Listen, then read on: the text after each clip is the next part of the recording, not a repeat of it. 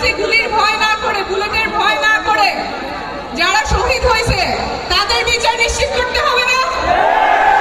সেই বিচার নিশ্চিত করার আগ পর্যন্ত আমরা থামবো না। এই বাংলার মাটিতে যেই নিরাপত্তা বাহিনী, যেই পুলিশ বাহিনী আমাদের নিজের নাগরিককে গুম করেছে, খুন করেছে, তাদের সংস্কার হইতেই হবে এবং যারা এই অপরাধ করছে তাদের বিচারও হইতে হবে। এই বিচারের জন্য কক্সবাজারবাসীকে আমরা পাশে পাবো। কক্সবাজারে সবাই ঘুরতে আসে, এটা আমাদের প্রিয় জায়গা, কিন্তু কক্সবাজার সবসময় অবহেলিত। এখানে একটা টুরিস্ট হাসপাতালের কথা সুজা ভাই অনেকদিন ধরে বলতেছে। টুরিস্ট হাসপাতাল হলে কি আপনাদের ভালো হবে?